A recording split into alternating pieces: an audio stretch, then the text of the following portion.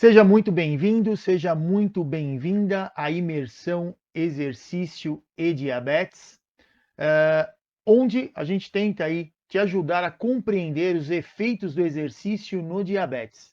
Eu sou Roberto Doro e hoje a gente vai comentar, né, uma aula praticamente aí para os profissionais de educação física, onde a gente vai falar do exercício para quem tem diabetes tipo 1, né, quando a gente vai prescrever lá o exercício. Qual recomendação aí a gente deve utilizar, já que a maioria das vezes não tem aí uma doença crônica, né? Outra doença crônica não transmissível associada. Então, a gente sempre tem aí pensando aí nas pessoas com diabetes tipo 1. Diabetes tipo 1, normalmente, a pessoa é diagnosticada mais jovem, né? Bem mais do que no diabetes tipo 2. É, a maioria das vezes, o que, que ele tem? Ele tem diabetes, não tem hipertensão, não tem nenhum outro problema cardiovascular aumentado. Então, muitas vezes fica a dúvida quando a gente pensa aí nas recomendações. Primeiro detalhe é o seguinte: por que, que a gente deve usar a recomendação?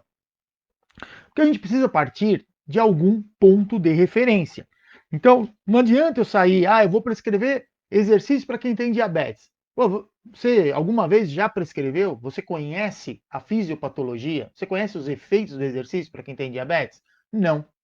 Então, consequentemente, o que é necessário? Você pelo menos fazer a leitura das recomendações das sociedades que normalmente estudam aí o diabetes.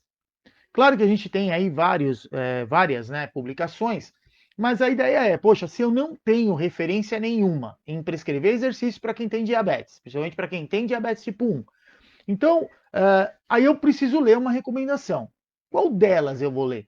Né? O detalhe é, a, a ideia é, leia, e o segundo, a segunda dica, né, leia de preferência todas elas. Porque de uma maneira geral, o que, que a gente tem aí hoje, né, publicado atualmente?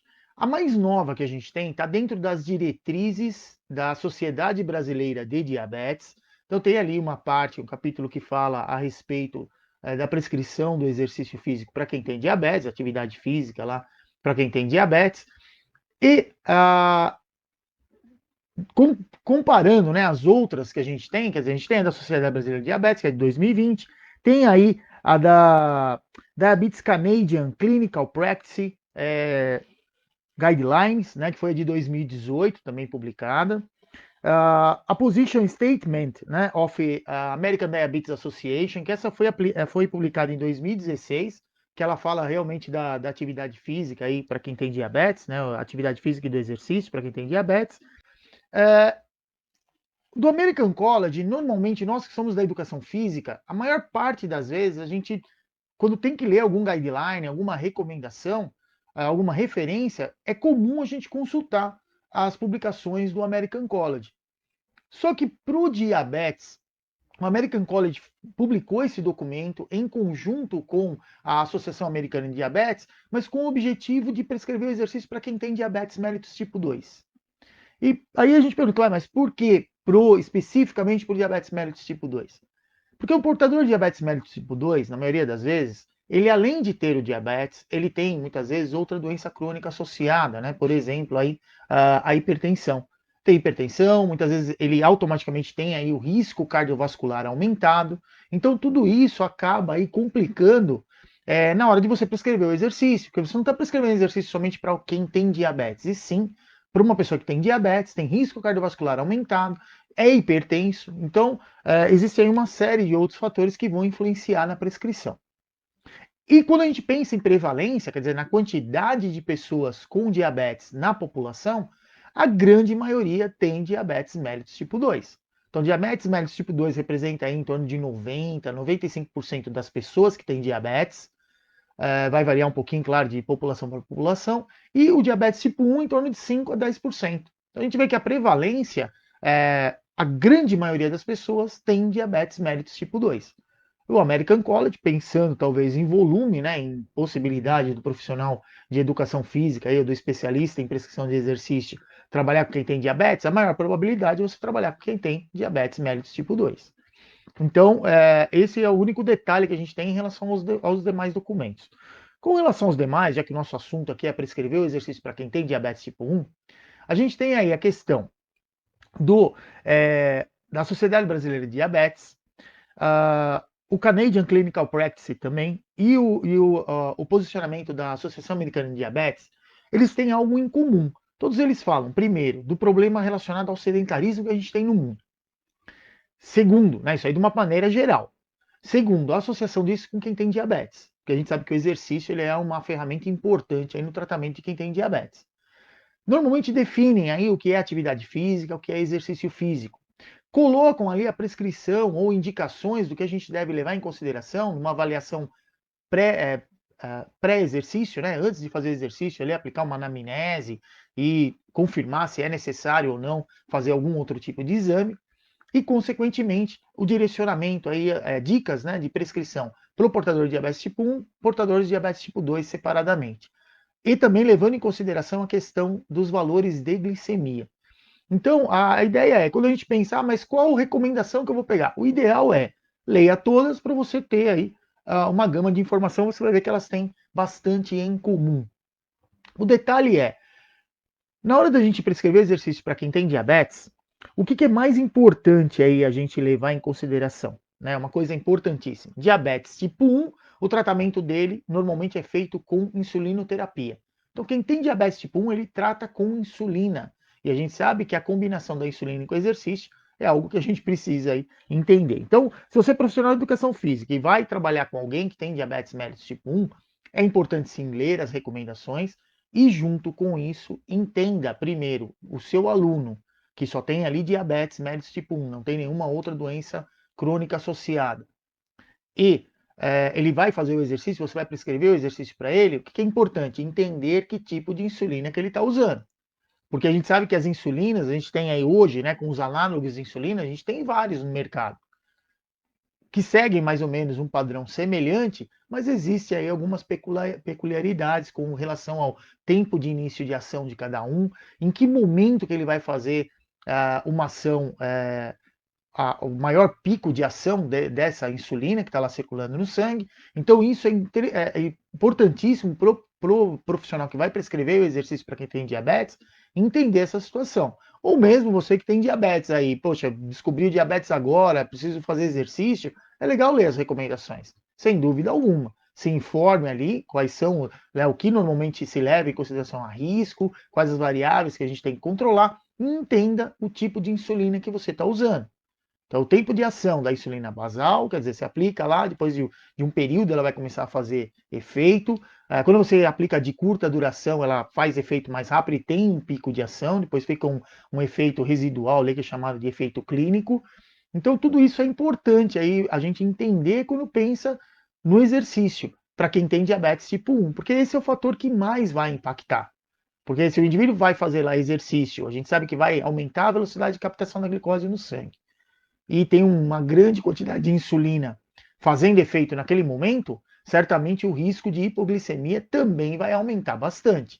Então, o detalhe é, a gente precisa sim ler a recomendação, isso aí você, de preferência, leia todas, né, que elas são bastante semelhantes, mas sempre uma reforça um pouco mais, talvez a prática de exercício, diferentes tipos de exercícios, mas é legal dar uma lida em todos e principalmente aí entender a questão relacionada ao tempo de ação da insulina que aquela pessoa está fazendo uso. E outra coisa que a gente tem que levar em consideração é, eu falei de risco cardiovascular no diabetes tipo 2, só que agora o que acontece? Nós temos vários portadores de diabetes tipo 1 que estão convivendo com a doença há muitos anos. Então a gente sabe que a partir de 10 anos mais ou menos de convivência com diabetes tipo 1, já começa a se acompanhar o risco cardiovascular desse indivíduo. Que é o meu caso, por exemplo, eu tenho diabetes tipo 1 há mais de 40 anos. Então, hoje, né, as pessoas que se enquadram, né, nessa situação que eu também me encontro, já mais velho e com longo tempo aí de convívio com diabetes tipo 1, normalmente é acompanhado sim o risco cardiovascular. E uma coisa eu posso afirmar para vocês: o exercício me salvou. Isso é uma coisa que eu sempre falo para vocês. Numa época que não tinha quase recurso para a gente poder tratar o diabetes, e além disso. Tá, agora apareceu para mim aqui e deu uma travadinha no Instagram, mas aparentemente já voltou. Então, como eu falei anteriormente, né, eu sou um sobrevivente, né, já que Na época que eu fui diagnosticado, a gente teve aí tinha pouquíssimos recursos para o tratamento, inclusive para o monitoramento do diabetes. Não era só o tratamento, que era insulina ali, geralmente de origem bovina ou então suína. Além disso, ainda não se tinha o monitoramento, a possibilidade de monitoramento que a gente tem hoje, com glicosímetro. Não existia glicosímetro naquela época. Até existia, mas a gente não tinha acesso. Não é? Você media a glicemia de acordo com o que estava liberando pela urina para fazer o controle. E hoje a gente sabe que começa a liberar na urina ali em torno de 180 miligramas por decilitro. Então, o controle e o próprio tratamento ele era muito limitado. E o que me salvou? O exercício. E eu vejo, né, aquelas sementes que eu plantei lá há anos atrás, o quanto elas são benéficas hoje para mim. Né? A colheita está sendo agora. Eu não tenho risco cardiovascular aumentado. Né? Eu me tornei hipertenso há alguns anos, mas porque eu vinha mesmo de uma família de hipertensos, isso aí a qualquer momento ia acontecer. Mas fora a hipertensão, que é uma hipertensão leve, eu não tenho aí problema nenhum relacionado a LDL aumentado, esse tipo de coisa. Né? Então, são situações que o exercício realmente vai te ajudar. Só que é necessário, sim, acompanhar. Fora isso, existem muitos portadores de diabetes tipo 2 que também já estão convivendo com a doença há muitos anos e hoje tem um tratamento muito semelhante a quem tem diabetes mellitus tipo 1. Então, além de ter risco cardiovascular, né, outras situações aí também associadas, hipertensão muitas vezes, também ele tem aí o uso da insulina, insulina basal e insulina de curta duração. Então, a recomendação geralmente que é dada para quem tem diabetes tipo 1, hoje a gente tem que tomar cuidado com isso, porque pensando em entender o tempo de ação da insulina, o exercício que vai ser feito, levar em consideração que você pode sim trabalhar com alguém que tem diabetes tipo 2 e que também a base do tratamento dele está sendo feita por insulinoterapia. Ele usa lá uma insulina basal e uma de curta duração com um tratamento exatamente igual a quem tem diabetes mellitus tipo 1. Então a ideia quando a gente vai trabalhar com quem tem diabetes é sim, primeiro aplica ali, faz uma anamnese. Aplica um questionário para ver, identificar que tipo de diabetes tem, qual o tratamento que ele está fazendo. Porque entender o tempo da insulina é primordial para a gente que prescreve e acompanha o exercício aí em quem tem diabetes. O Alex ele está colocando aqui um comentário que ele chegou a usar a fitinha aí que identifica a glicosúria, que é chamada, né? Que é a liberação da glicose pela urina, que é aquela fita que vai mudando de cor. Então, Alex, e aí qual era o grande problema que eu tinha na minha época? Você media a glicosúria, quer dizer, a quantidade de glicose que tinha na urina, e de repente dava negativo. Você falava, nossa, mas eu tô super controlado. Não tava, podia estar 160, 170 e alguma coisa, mas ela começava, ela era sensível a partir de 180 miligramas por decilitro. Então, automaticamente a gente tinha aí realmente os padrões de referência comparados ao que é hoje, a gente não pode nem, não dá para comparar, para falar a verdade. Mas assim, o exercício ajudou e ajudou muito, por isso que eu sou um defensor aí do exercício para quem tem diabetes, porque eu sou uma prova viva disso. Né? Então, fora aí o tempo de ação da insulina, o que é importante a gente levar em consideração também? Glicemia, que é importante lá a gente medir, principalmente antes e depois do exercício. A relação que existe, na verdade, entre a glicemia, o alimento e a insulina. Isso é o mais importante quando a gente pensa em fazer exercício. Seja você portador de diabetes ou profissional de educação física que vai ler ali o guideline e vai lá prescrever o exercício. Então, o que é necessário é a gente levar em consideração. Toda vez que a gente vai fazer o exercício, medir a glicemia antes, isso é fundamental. Só que a gente não pode pegar aquele valor ali como sendo o mais correto, mesmo porque o que você comeu vai influenciar naquele valor de glicemia, já que esse valor que a gente mede no glicosímetro, ele é transversal, ele é pontual. Você sabe ali o valor que está, só que você não sabe se ele está subindo ou está descendo. Então a relação que existe dessas três variáveis, mediu a glicemia, o que você comeu antes de fazer o exercício? Né? Qual foi a última refeição? Chegou já todo o carboidrato daquela última refeição? Ou vai chegar agora durante o exercício? Segundo, quanta insulina a gente vai ter circulando aí no sistema? Porque tudo isso aí vai influenciar diretamente em como a gente vai, a resposta que a gente vai ter, a resposta glicêmica durante o exercício. Então, sempre a gente tem que, para quem né, vai lá para escrever exercício, ou mesmo quem tem diabetes e vai fazer exercício, a gente tem que sempre ficar atento a essas três variáveis. Porque muitas vezes você mede a glicemia, tá com 240, nossa, tá ótimo, tô longe de fazer hipoglicemia.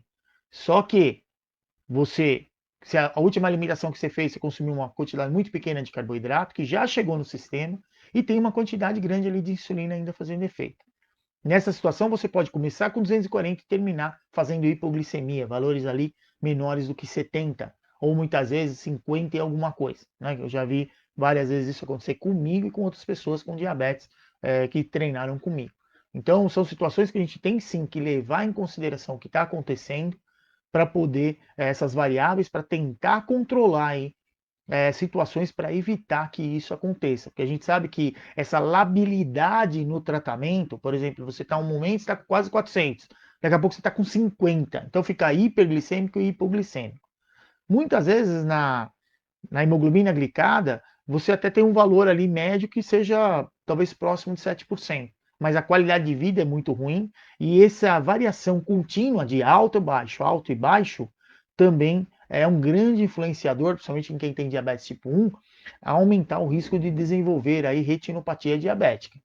Então a gente precisa tomar muito cuidado, tentar manter aí a maior parte do tempo a glicemia abaixo de 180 e acima de 70. Quer dizer, os dois valores limites aí com relação a ficar hiperglicêmico ou hipoglicêmico. Então, quanto mais a gente conseguir ficar nesse padrão que é chamado de tempo-alvo, menor o risco para complicação crônica e, claro, você vai ter uma resposta muito melhor aí com relação ao seu tratamento.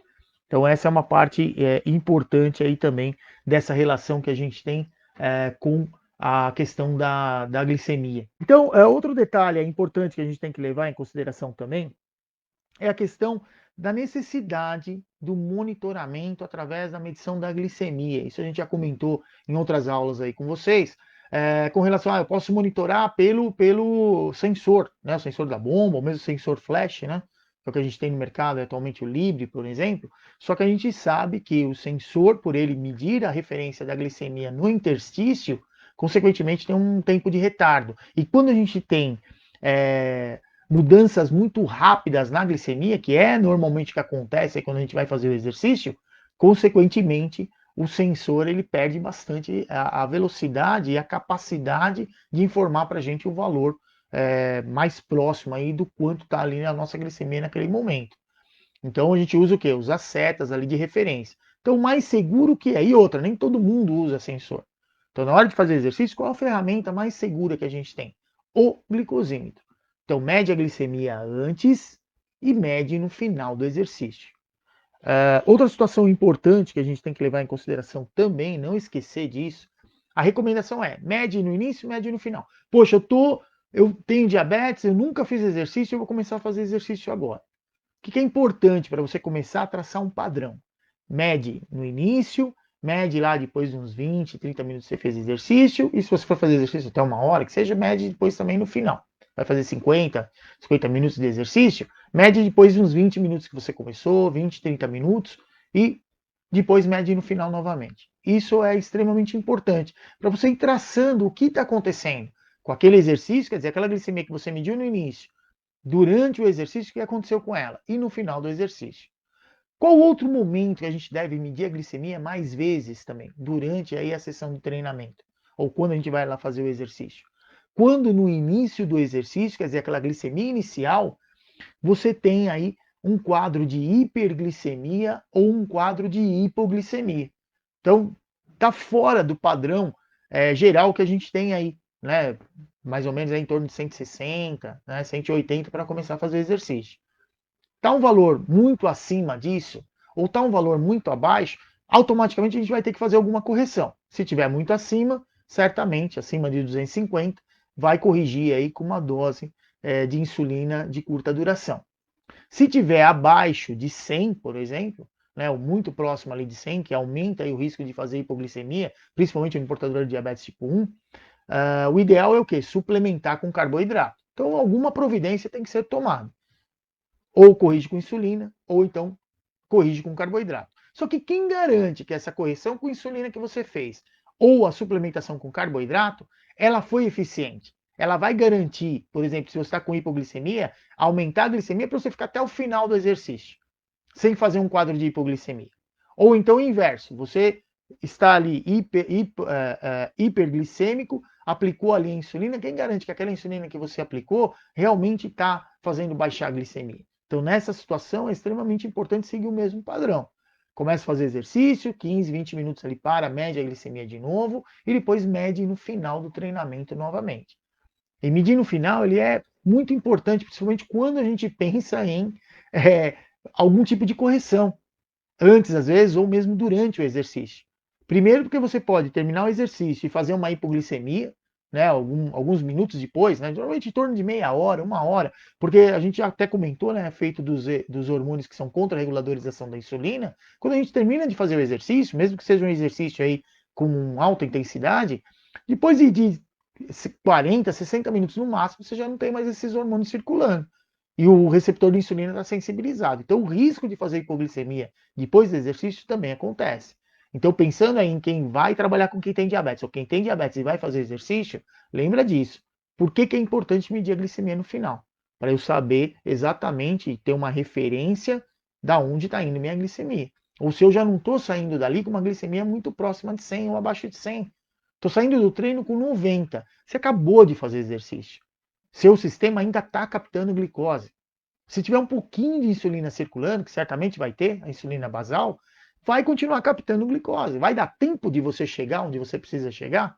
Porque muitas vezes você sai da academia e está indo para o trabalho. Vai dar tempo de chegar no trabalho? Sem sair do ar no meio do caminho? Ou muitas vezes à noite, né? Treinou e está voltando para casa. Vai dar tempo de chegar em casa para comer alguma coisa? Então essas situações são sempre possíveis, né, serem evitadas a partir do momento que você mede a glicemia no final do exercício. Mediu a glicemia no final, você já sabe, você já tem uma referência do que está acontecendo. E diminui aí o risco, se for necessário, consome ali um pouquinho de carboidrato, ou se ainda a glicemia estiver muito alta, faz ali a correção de acordo com a recomendação que você tem aí do seu médico. Isso é o mais importante aí para a gente pensar quando vai ali fazer o exercício para quem tem diabetes aí, é, as recomendações, né? O que a gente normalmente faz aí. Outra situação que é também importantíssima, né? Fora essa relação aí que a gente tem da glicose, quanto você comeu, eu falei do exercício, só que a gente sabe que diferentes tipos de exercício vão influenciar na resposta glicêmica. Muitas vezes, o mesmo exercício com volumes e intensidades diferentes também vão impactar na resposta glicêmica. Então essa é uma parte extremamente importante aí que a gente não pode esquecer disso, né? Porque de repente, eu estou chegando para fazer exercício, minha glicemia, nossa, está próxima de 100. Mas que tipo de exercício que você vai fazer? Igual a gente já viu aqui nas lives, né, as pessoas perguntando, falando, poxa, spinning eu posso fazer? Pode, mas eu faço e a minha glicemia aumenta. Aumenta porque é uma atividade normalmente com alta intensidade, apesar de ser um trabalho cíclico.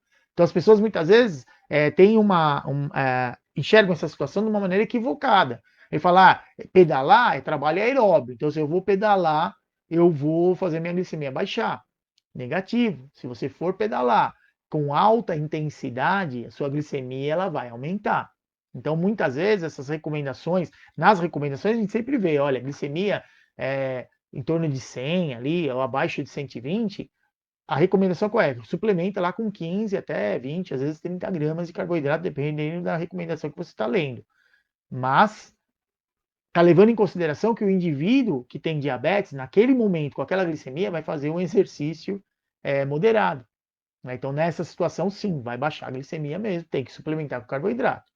Agora, se o indivíduo ele precisa, ele vai fazer o exercício, mesmo que seja cíclico, por exemplo, aí o spinning, ou vai fazer lá a mountain bike, né? Vai pedalar no meio das montanhas, vai só rampa, sobe rampa, desce rampa, olha o esforço que você está fazendo.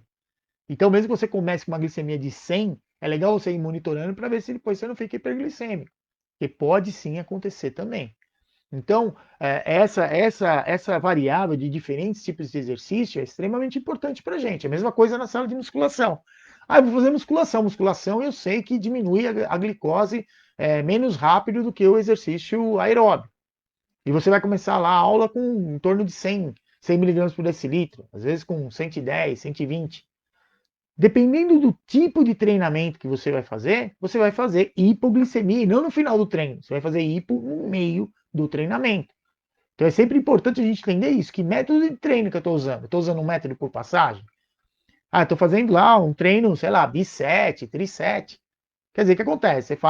Você faz uma série, em seguida você já faz um outro exercício para o mesmo grupamento muscular, em seguida um outro exercício para o mesmo grupamento muscular. Aí que você vai parar. O que acontece? Você ficou ali por um período longo, dando estímulo, e, consequentemente, a captação de glicose ela também vai aumentar. Diferente se você for fazer um tipo de treinamento lá com muito série, com intervalo entre cada série. Então eu coloco uma carga ali, com pelo menos, sei lá, 70% de uma repetição máxima, 70%, 80%, faz uma quantidade de repetições, para, descansa ali um minuto e meio, volta de novo a trabalhar. Nessa situação, a tendência natural é você ter uma diminuição da glicose, da glicemia bem menos rápido, além de muitas vezes também, dependendo da intensidade do treino, até aumentar um pouquinho. Né? Então, essa parte eu acho que é a mais importante quando a gente pensar na prescrição. E o que a gente tem que entender é o seguinte: para quem tem diabetes, a gente tem que levar em consideração o seguinte: o indivíduo está vindo treinar por quê? Eu acho que esse é o grande diferencial. Por que ele está vindo treinar? Ele está vindo treinar porque ele quer controlar o diabetes? Ou ele está vindo treinar porque ele está querendo, né, controlar o diabetes ou qualidade de vida? Ou ele está vindo treinar porque ele está envolvido com algum esporte? Porque se ele estiver envolvido num esporte, normalmente a gente faz o quê? Uma planificação do treinamento. Né? Você normalmente vai fazer ali uma periodização. E, pensando em rendimento, o que a gente precisa fazer? Eu preciso respeitar essa periodização. Então, por exemplo, se naquele dia está prescrito para o indivíduo fazer o exercício de uma maneira, é um treino moderado, é de recuperação, então ele vai fazer um treino ali moderado, de intensidade moderada para ele, e ele chegou para treinar com 120, 100 de glicemia, vai ter que suplementar com carboidrato, porque você está refém da planilha. Ou o inverso, ele chegou hiperglicêmico e hoje é um treino de tiros, por exemplo. Alta intensidade, que a gente sabe que certamente vai aumentar sim a glicemia do indivíduo nessa situação. E aí o que você faz? Você tem que cumprir a planilha. E aí vai fazer o quê? Corrige com curta duração e vai fazer exercício. No meio do treino, faz monitoramentos, continuou ainda muito alto, suplementa de novo, né? Corrige de novo com insulina e continua treinando. Agora existe também o outro lado da moeda. Né? O outro lado da moeda, qual é? É a gente trabalhar com o indivíduo que tem diabetes, que ele está vindo para melhorar a qualidade de vida, ou para ajudar a, a ter um melhor controle no diabetes ou melhorar a qualidade de vida. Nessa situação, o que a gente faz com esse indivíduo? A gente adapta o treino. Não precisa, ele chegou com a glicemia um pouco mais baixa, vamos fazer musculação com intensidade mais alta. Ou não, a gente está fazendo trabalho cíclico, coloca ele para fazer estímulos acima de limiar 2. Faz um tipo de treinamento ondulatório onde você exija mais naquele momento. Dessa maneira, você muda a ordem dos exercícios, muda os volumes e as intensidades. E assim você consegue um resultado ótimo do exercício, sem precisar ficar muito refém de ficar usando insulina ou muitas vezes suplementação com carboidrato. Porque, como eu já comentei com vocês, a preocupação, a nossa preocupação em relação ao tratamento do diabetes, ele está justamente relacionado ao indivíduo suplementar com carboidrato para ficar hiperglicêmico um tempão. Quer dizer, a ferramenta valiosa que a gente tem aí, extremamente eficiente para ajudar a controlar o diabetes, você perde. Né? Hoje aconteceu isso comigo, foi interessante. Eu fui fazer exercício, ia fazer um exercício leve, eu fui acabei fazendo uma caminhada só, que eu estava com pouquíssimo tempo, 30 minutos eu fui caminhar para não deixar de fazer exercício nenhum, estava com a minha agenda muito atrasada, e eu fui fazer exercício, fui sair, fui medir a glicemia, quanto estava? 68. E aí o que eu ia fazer? Né? Suplementar com carboidrato, não tem outro jeito. Suplementei com carboidrato, desliguei a bomba ali, o basal dela, por 30 minutos e fui caminhar. Quando eu voltei, estava lá 126 miligramas por decilitro. E aí o que aconteceu? Depois fui tomar banho e tal, fui medir, ela começou a cair de novo, 119, 100 e pouco. Na hora que eu fui almoçar, já estava lá abaixo de 100, que é geralmente o padrão que eu normalmente utilizo. Então, nessa situação que a gente tem aí, você suplementa, faz o exercício, suplementa o carboidrato, suplementar com carboidrato é extremamente necessário. Agora, o detalhe é, com que tipo de carboidrato? E segundo, a quantidade, que é isso que vai determinar se você vai ter sucesso ou mesmo prejuízo com relação àquele momento que você se expôs ali para fazer o exercício. Tá certo? Então, eu acho que essa questão aí da glicemia, então medir várias vezes, principalmente quando a gente tem valores diferentes de glicemia, quando vai começar a fazer exercício, é extremamente importante. E sempre monitorando. Isso é o principal aí para a gente poder fazer, para errar menos, né? Porque, como eu comento com vocês no início, né, das lives, é o efeito fisiológico do exercício. Então, quer dizer, tem outras coisas aí que a gente não controla. Então, a gente imagina que vai acontecer isso, é o que a gente geralmente vê acontecer. Mas pode ser que um dia ou outro lá você comece com a glicemia, sei lá, em torno de 100, vai fazer o exercício, fez o tempo inteiro e não baixou, ficou igual, né? Então, essas situações também são possíveis acontecer, sim. Então, para a gente fechar, né, essa situação que a gente está comentando aqui a respeito dos guidelines e da estrutura, quando a gente vai fazer o exercício ou vai prescrever o exercício. Ó, o Renan mandou uma pergunta aqui agora, que é difícil a periodização desses indivíduos, porque a gente sabe que tem indivíduos aí que já estão no Ironman, né, ou mesmo meio Ironman, e a periodização, né, prescrever, a prescrição para esse pessoal é difícil, nas competições é dar mais hipo ou hiperglicemia. Então, o detalhe é o seguinte, provas que normalmente são de longa duração é hipoglicemia, não tem jeito, né? Porque você pode até começar ali porque o que acontece é uma prova aonde, além da intensidade ser alta, né? Até é interessante a sua pergunta, porque o que a gente fala de a intensidade ser mais alta é a gente dar estímulos, né, anaeróbios ali durante o treinamento. Então, é onde ultrapassa em limiar 2, mas você não vai ficar ali um tempão em limiar 2. O mesmo acontece em uma prova. Por mais que o atleta ali tente puxar o ritmo, normalmente ele vai ficar bem no ponto de compensação respiratória, né? Bem em cima ali do limiar 2. Raramente ele vai ultrapassar, porque se ele ultrapassa, metabolicamente ele não tem como manter mais o equilíbrio, vai sair tudo fora de equilíbrio e, consequentemente, ele vai ter prejuízo no rendimento. Então, pelo próprio volume do treinamento, que essas provas são de longa duração, o volume do tempo, o volume, né, da prova, ele é longo. Consequentemente, esse indivíduo ele tende a fazer hipoglicemia, mesmo que ele comece com uma glicemia um pouco mais alta no início. Porque normalmente durante a prova você tem aí, mesmo pensando aí no Ironman, você tem modalidades diferentes envolvidas na prova, então, e muitas vezes, né, pelo menos que eu saiba, quando eles, apesar que o pedalar são longas distâncias, certamente tem aí alterações no terreno, existe ali algum momento que você consegue manter um padrão mais dentro do grau de condicionamento do indivíduo, que vai proporcionar uma maior captação na velocidade aí da glicose, da glicemia, diminuir a glicemia ao invés de aumentar.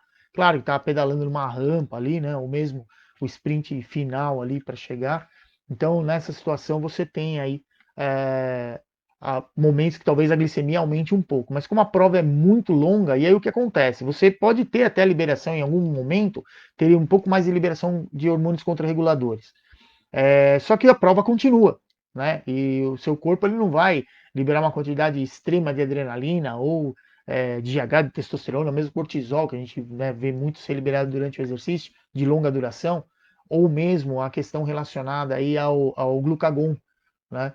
Porque mesmo porque a gente tem uma reserva ali de glicose hepática, então mesmo que venha glucagon, o fígado ele não vai liberar toda essa reserva, né? Porque precisa manter o sistema nervoso central funcionando. Então ele vai liberar uma parte. A outra parte vai vir muitas vezes, né? Se não suplementar com carboidrato, ela acaba vindo aí da proteólise, né? Vai usar ali a desnaturação da proteína para usar os aminoácidos para gerar energia. Então aí realmente o indivíduo fica fazendo proteólise aí por um longo período. E isso, claro, impacta diretamente no rendimento, né? E é o que a gente não quer numa prova, quem tem diabetes tipo 1.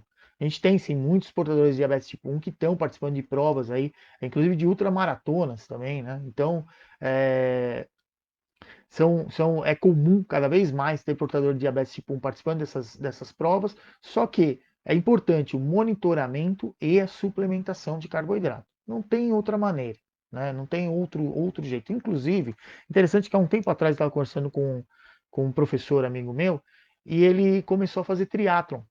Inclusive, ele conversou comigo. Ele falou: "Ô, Roberto, pô, você trabalha bastante com o pessoal que tem diabetes. Porque qual era o grande problema dele, cara? Ele começou a perder, o rendimento dele começava a cair no meio da prova. Porque ele fazia hipoglicemia, né? Então, quer dizer, a hipoglicemia, a gente fica muito preocupado com quem tem diabetes, mas os indivíduos também que não têm distúrbio no metabolismo da glicose, chega uma hora ali que seu corpo não vai, o seu fígado não vai mandar toda a glicose que ele tem. Você tem que suplementar. E a suplementação que ele vinha fazendo ali, os tipos de carboidrato que ele estava usando, não eram os mais ideais, né? A gente conversou, né, depois ele falou que deu uma melhorada lá nas provas, mas depois eu acabei perdendo contato com ele. Mas é algo que a gente precisa levar em consideração. Então, mesmo o indivíduo que não tem diabetes, o que acontece com ele, inclusive em provas de longa distância, se você marcar que eu quero dizer assim, né, marcar bobeira, o indivíduo que tem diabetes tipo 1, muitas vezes ele pode ter um rendimento até melhor do que os outros atletas. Porque quem que monitora a glicemia no meio de uma prova, velho? Fala pra mim. É quem tem diabetes tipo 1. E você consegue controlar metabolicamente o quanto de energia você tem disponível para ser usado como fonte. Para fazer o seu músculo funcionar e o seu sistema trabalhar em equilíbrio. Então, de certa maneira, teoricamente é uma doença, é ruim, mas nessa situação pode ser uma situação interessante, porque você não tem risco de ficar fazendo hipoglicemia. Você vai garantir que o seu atleta com diabetes tipo 1 tenha aí o maior rendimento possível durante aquela prova. Coisas que muitas vezes não acontecem com quem não tem diabetes. O cara não vai medir glicemia nunca. Vai medir quando ele vai fazer exame de sangue. Fora isso, esquece. E aí o que acontece? Durante a prova ele está fazendo hipoglicemia e o sistema dele não está percebendo. Ele tem lá desconforto, ele começa a perder no rendimento, né? Mas ele não tem a sinalização que normalmente, ou o hábito que a gente tem de ficar monitorando. Então é muito mais provável o portador de diabetes tipo 1, durante a prova, conseguir um rendimento muito melhor, já que ele não deixa aí o sistema energético ficar debilitado, comparado às vezes a outro tipo de indivíduo. Então, essas são coisas, você vê que nem tudo é desvantagem na nossa vida, depende aí do ângulo que a gente enxerga, não é verdade? Então, eu acho que é legal, assim, então quem normalmente faz aí provas de longa duração, a tendência natural é fazer hipo. E muitas vezes pode também acontecer de você não fazer hipo durante a prova, e nem no final da prova. Você vai fazer hipo horas depois. Porque, claro, teve uma grande depressão ali dos estoques de glicogênio e os receptores de insulina estão sensibilizados para fazer a reposição. E essa reposição vai vir da onde? Do alimento que a gente consumiu. Chega a glicose no sangue e rapidamente sai. E muitas vezes você treina ali, faz a prova de longa duração e depois fica ali horas fazendo hipoglicemia. Comendo, sem suplementar com insulina, sem compensar com insulina de curta duração e continua fazendo hipoglicemia. Aí você fala, poxa, mas como isso é possível? É possível por conta de ter gasto uma grande quantidade de energia no tecido muscular, ali diminuiu bastante o glicogênio e sensibilizou bastante o receptor de insulina, só que a insulina basal dele, que não foi ajustada para esse momento onde houve essa grande depressão da reserva, ela continua atuando. E, consequentemente, esse indivíduo vai ficar fazendo hipoglicemia. Quer dizer, a insulina basal vai fazer ele fazer hipoglicemia. Olha que interessante. Né? No pós-exercício. Né? Então, assim, trabalhar com quem tem diabetes é, é uma coisa realmente muito bacana, é muito legal, porque você consegue entender aí a fisiologia na prática, a fisiologia do exercício, que muitas vezes a gente vê lá na faculdade, não entende nada, né, de sistema energético, é tudo muito confuso. Na hora que você vai trabalhar com quem tem diabetes, você começa a entender, tudo isso fica muito claro. Então, sempre a gente fala lá do EPOC, que tem depois do exercício, aumenta o consumo de oxigênio, aí todo mundo fica assim, fala, pô, o que é isso, né? Trabalha com quem tem diabetes e acompanha o cara depois do exercício, que aí você vai saber exatamente o que é o EPOC. Tá certo, pessoal? Então vamos lá, para finalizar, então. Para a gente pensar aí, exercício físico lá, eu vou trabalhar com quem tem diabetes, qual recomendação que eu utilizo? Utilize todas. Leia todas, para você ter aí uma base teórica estruturada. Né? Elas são muito parecidas, né? Uma complementa a outra, é sempre legal ter, né, uma situação ali interessante. Mas a questão é, leia todas e leve em consideração, né, o que a gente elencou aqui. A questão relacionada aí a tempo de ação da insulina, quer dizer, que tipo de tratamento está fazendo aquela pessoa. Qual a insulina que ele está usando? Ah, ele está usando uma basal e uma de curta duração. Quais? Entenda exatamente o efeito fisiológico dessa insulina que você está usando ou o que seu aluno está usando. Isso é fundamental. Depois, a relação que existe entre a glicemia que a gente mede ali antes de começar a fazer exercício, o que você comeu, né? O tempo de ação da insulina e também o tipo de exercício que a gente vai fazer, certo? Isso é fundamental aí para a gente conseguir essa situação. Outra, não tenha preguiça de medir a glicemia. Glicemia foi feita para você medir quantas vezes forem necessárias. O que é recomendado? Mede antes, mede no final. Poxa, teve alguma alteração, principalmente no início do exercício, ou mesmo no meio do exercício, você não se sentiu bem, fez uma glicemia capilar e viu que você está fazendo hipo. Suplementa com carboidrato, vai fazer o exercício, volta a fazer o exercício, depois uns 15 minutos ali para, mede de novo a glicemia e vê se aquela quantidade que você consumiu foi o suficiente, ou se você errou, consumiu demais e ficou hiperglicêmico.